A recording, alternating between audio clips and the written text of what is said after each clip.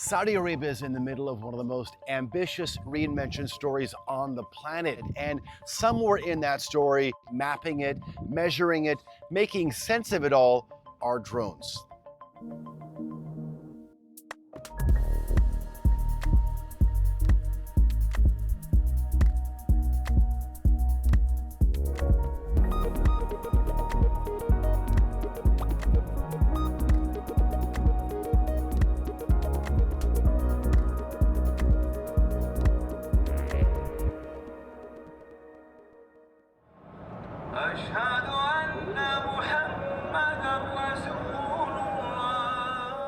To better understand what's happening here, you have to start with geography and with the weight of what this country carries. Saudi Arabia is a nation of superlatives, the world's largest desert kingdom, custodian of Islam's two holiest sites, Mecca and Medina, the planet's single biggest oil exporter, and for much of the modern era, a country whose influence has been enormous and at the same time vulnerabilities have been equally large. It sits at the center of one of the most volatile neighborhoods on Earth, and for decades, that vulnerability was managed through a combination of oil wealth and an implicit security umbrella provided by the United States. Then, earlier this year, the war on Iran changed that calculation entirely. The US Embassy in Riyadh has been hit by two drones. A series of drone and missile strikes targeted Kuwait, the UAE, and Saudi Arabia. The U.S. has shut down two embassies, one in Saudi Arabia, one in Kuwait. Saudi Arabia was hit. Drone and missiles targeted oil infrastructure, military installations, and urban areas. The kingdom's air defenses held, but the message was unmistakable. A country that relies on another for its protection and on a single commodity for its income is exposed in ways that no amount of wealth can fully insulate. The push to change all that, to diversify the economy, to build domestic technology, to reduce dependence, was already underway before a single missile was even fired. It had its own name, Vision 2030. The war simply made the urgency impossible to ignore. The challenge wasn't to build a more resilient Saudi Arabia. It was deciding where to build it. And increasingly, the answer has been here on the Red Sea coast. From mega projects and advanced research to new industries and emerging technologies, the Jeddah region is becoming one of the brightest beacons of Vision 2030. Jeddah has been an active port since the 7th century, chosen by Caliph Usman as a gateway for Muslim pilgrims arriving by sea on their way to Mecca. For more than 1,000 years, ships from all over the world anchored here. The city absorbed the world, and the world left its mark on every carved wooden window, every weathered facade. That instinct for trade, for openness, for commerce, well, it hasn't gone anywhere. It's just taken on a different form. North of the Old City, something extraordinary is going up. Jeddah Tower. Already past its 100th floor, it's on track to become the world's first building to reach a full kilometer in height.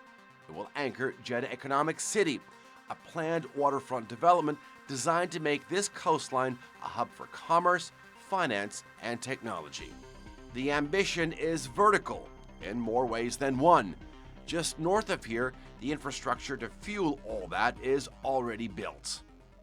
About 80 kilometers north of Jeddah sits one of the most deliberate experiments in institution building of the 21st century. King Abdullah University of Science and Technology, or as it's better known by its acronym, KAUST. Founded in 2009 with a single audacious mandate to become the engine of Saudi Arabia's scientific and technological future. Not to teach students how to use technology built somewhere else, but to create it here. More than 120 nationalities work inside this campus. It has the infrastructure of a small city and the ambitions of a national project. The Saudi MIT, some call it. Standing here on the campus of King Abdullah University of Science and Technology, it's hard to imagine that all this was pretty much desert. Today, Saudi Arabia sees places like this as the blueprint for its future. a university designed what oil has done for decades: attract talent, drive innovation, and build entirely new industries, from AI to drones and from clean energy to advanced agriculture. KAUST's mission is to transform the kingdom into a regional tech powerhouse and build a future beyond oil. In one of the clearest examples of what KAUST is capable of producing is parked right here inside the research park. FalconViz didn't come from a venture capital pitch or a Silicon Valley accelerator. It came from a scientist who built his own drone at a time when there was almost none commercially available, and pointed it to a mosque, curious about what he might see. What he got back was a 3D model, and in that model he saw something larger: the possibility of digitizing the entire physical world, one project at a time. In the years since, FalconViz has grown into Saudi Arabia's most comprehensive geospatial intelligence company. But describing them as a drone company is like describing a surgeon as someone who uses knives. The drones are the method. The real product is data, harvested from the sky. So when we started KAUST here in 2009, the vision was somehow to localize the technology in Saudi. So we were looking to have, not to import the technology, to develop the technology within Saudi. And mainly our role, our part of job description is to convert the current research from our researchers to a real technology which can be developed here instead of just importing technology and we don't know the complete know-how. So from there we started FalconViz. So we come with the idea of digitizing assets. At that time we are just creating for fun a 3D model of a mosque. We have here in KAUST King Abdullah Mosque, a very beautiful piece of Islamic architect. And we, by flying drone around, we're getting a couple of images, processing this with some image processing technology, we got a 3D model of the mosque. And this was the start. It turned out later on, this is a part of the Vision 2030. A good part of Vision 2030 is moving toward digitization and digitalization, to have a digital model of the whole kingdom and so on. Saudi Arabia's Vision 2030 is an ambitious plan to transform the kingdom's economy beyond oil. Launched in 2016, the strategy aims to build new industries, attract investment, and create a knowledge-based economy powered by technology and innovations. That means investing in everything from artificial intelligence and advanced manufacturing to renewable energy, smart cities, and digital infrastructure. But Vision 2030 is also about developing technologies at home, creating Saudi intellectual property, training local talent, and reducing reliance on imported expertise. For companies like FalconViz, that means helping create the digital foundations needed to build, manage, and eventually operate the next generation of Saudi cities and industries.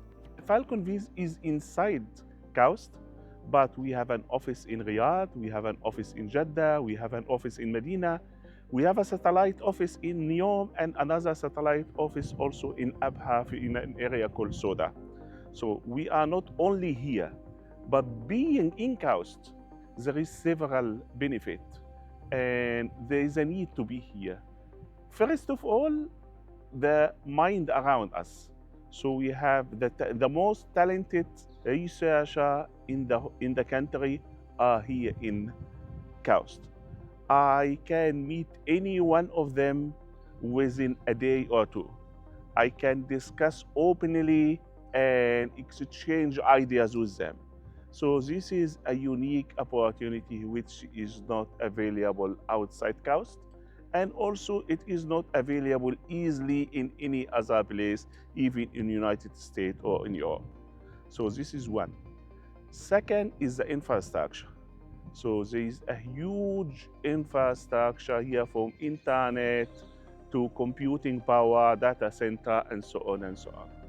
The third, and this is also a factor, is a multicultural environment. So within KAUST, we have more than 120 nationalities around. We learn from each other. The vision may belong to Dr. Shalaby. The engineering pipeline that makes it real belongs to the team he built around him. FalconViz's operations hub here at KAUST is part workshop, part command center.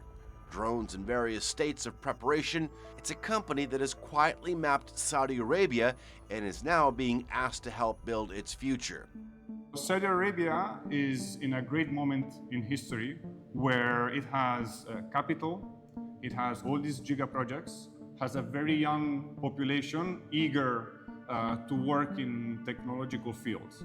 So there is a lot of potential here, and what FalconViz aims to do is be the backbone of these digital transformations. We have huge projects, city scale, that require an infrastructure that is both capable of monitoring itself and making decisions on the fly to optimize. I'm sure you've been to some of the larger cities, for example, Riyadh, where traffic is quite difficult.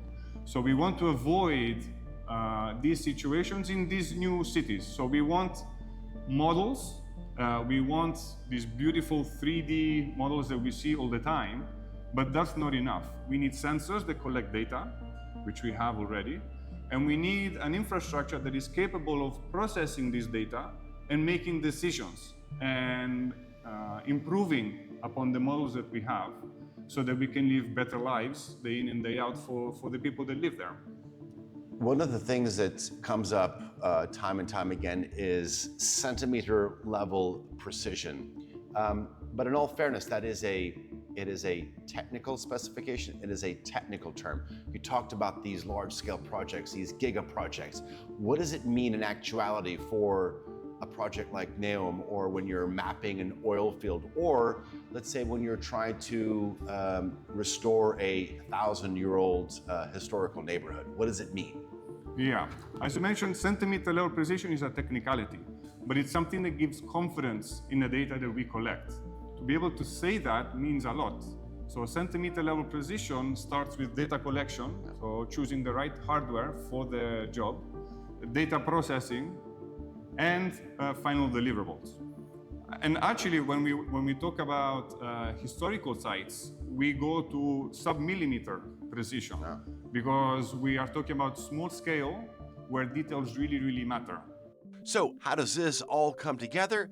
It starts with a drone, flying above cities, industrial zones, and heritage sites. FalconViz captures millions of measurements every second.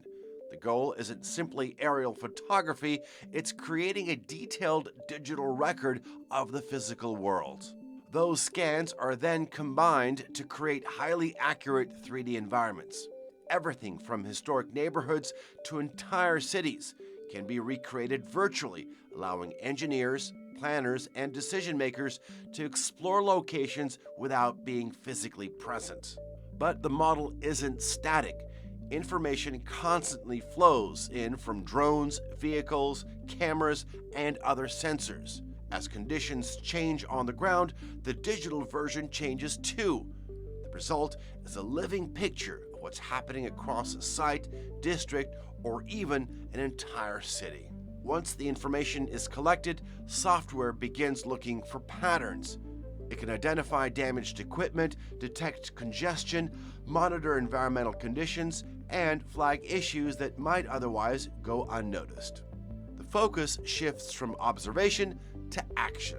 For Saudi Arabia, the objective is larger than mapping individual projects. The aim is to create a connected digital layer across the kingdom, one that helps manage cities, protect infrastructure, improve services, and support the next generation of development. In short, turning real-world assets into information that can be used to build smarter places. FalconViz grew out of KAUST research. Take me 5 years into the future, 10 years into the future. Are you still a company that sort of provides the tools and services that we just talked about? Or sitting right on the middle of the digital backbone that's being tried to create here.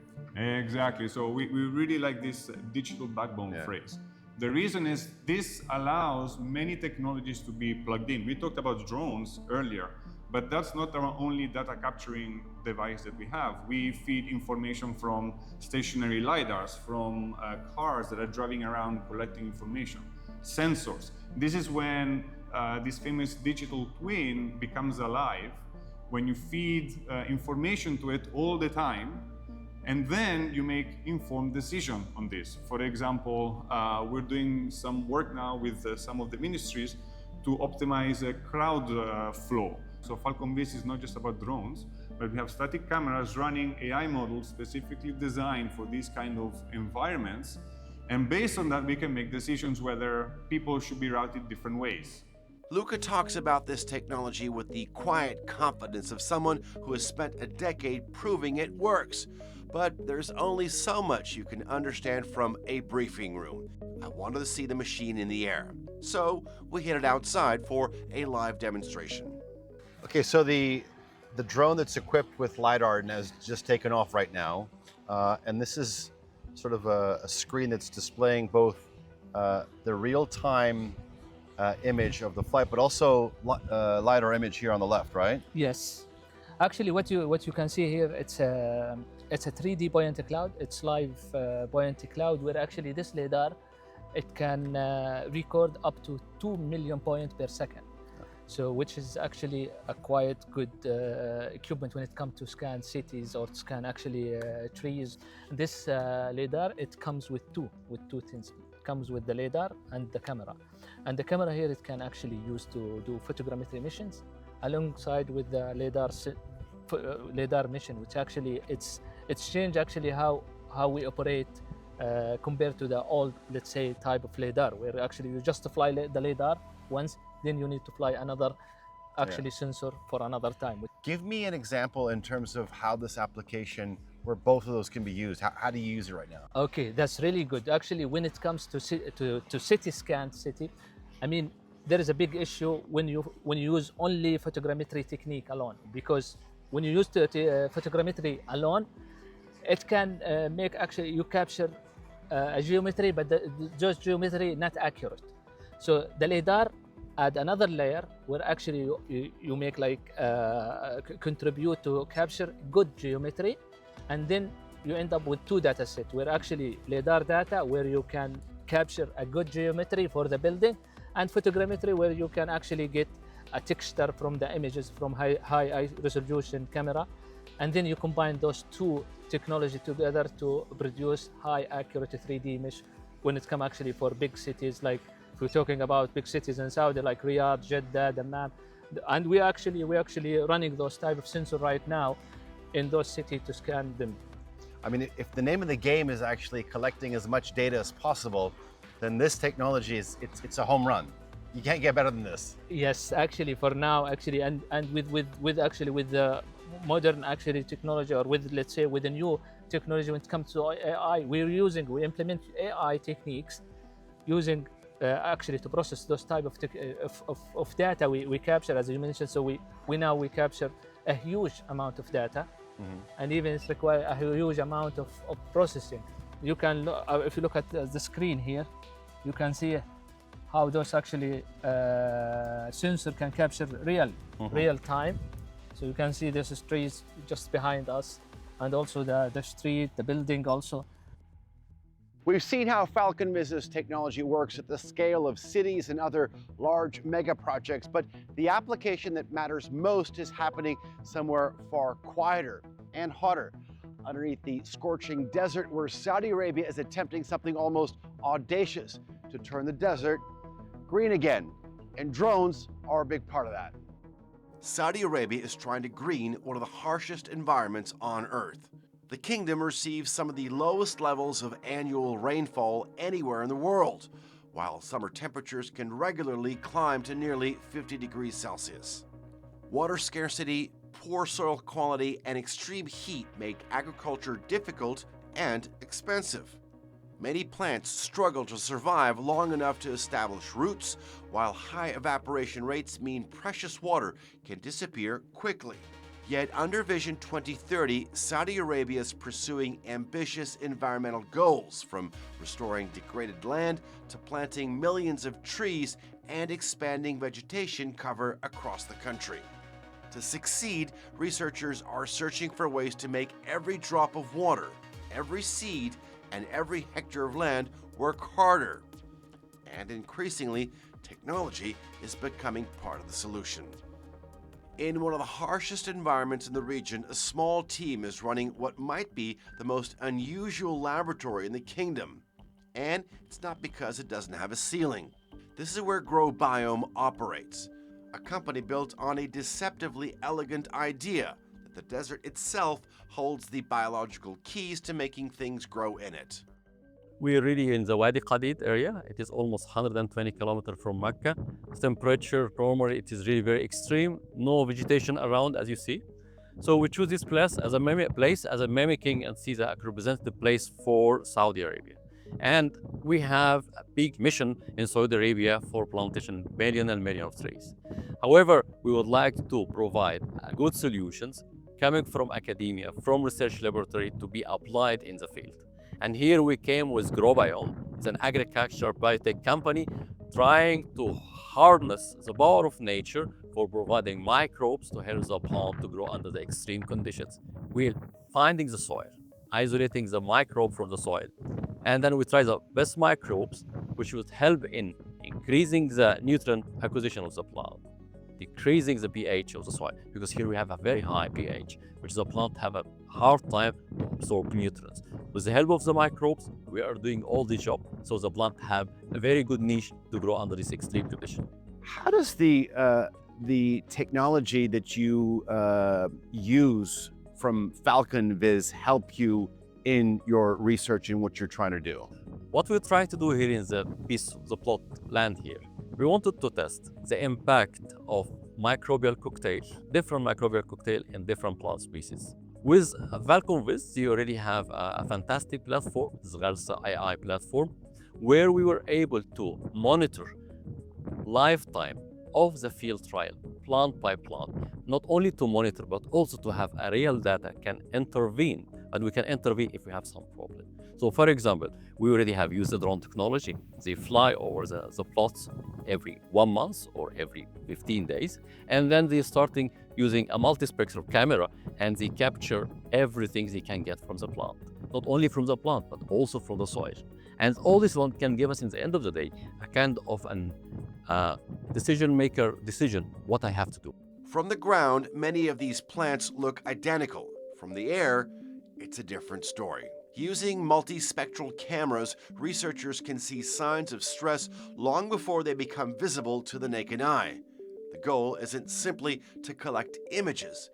It's to understand which treatments are working, which plants are thriving, and where intervention may be needed. Instead of manually inspecting thousands of plants, researchers can monitor entire fields in a single flight. That means faster decisions, earlier interventions, and a clearer picture of what it takes to make vegetation survive in one of the world's most challenging environments. What we try to do here in the piece of the plot land here, we wanted to test the impact of microbial cocktail, different microbial cocktail in different plant species under different soil amendment. With FalconViz, you already have a fantastic platform, this Ghalsa AI platform, where we were able to monitor lifetime of the field trial, plant by plant, not only to monitor, but also to have a real data can intervene, and we can intervene if we have some problem. What started in a research park with a scientist flying a drone around a mosque has become something that operates at the scale of cities, oil fields, and national parks. FalconViz is mapping the kingdom's infrastructure. It's monitoring its trees. It's helping ancient heritage sites outlast time and helping new ones rise from the sand. And it's doing all this with technology that didn't exist 15 years ago. Built here by the people trained for the problems specific to this place. That is exactly the point of Vision 2030. not to import solutions, but to grow them. The Iran war stripped away any remaining ambiguity about what's at stake. A country whose wealth sits in a single commodity in a dangerous neighborhood can't afford to sit still. The mega projects are visible, the towers are rising, but the infrastructure that will matter most, the data, the sensors, the AI models running quietly beneath the smart city, well, that's invisible. And that's the real bet. The future belongs not to whoever has the most oil, but to whoever can read the world most accurately and move fastest when the data says it's time. From drones mapping the desert to scientists testing how crops and trees can survive under this extreme heat, Saudi Arabia is using technology to transform some of the most hostile landscapes on our planet. And the kingdom is transforming places like this all along the Red Sea into living laboratories of innovation, sustainability, and advanced research. And as our planet looks at ways of moving beyond just fossil fuels, Saudi Arabia is betting that science, technology, and new industries can form the next chapter of its economy. Well, that's it for this edition of NexTech. I'm Adi Janandar in Jeddah. Thanks for joining us, and we'll see you next time.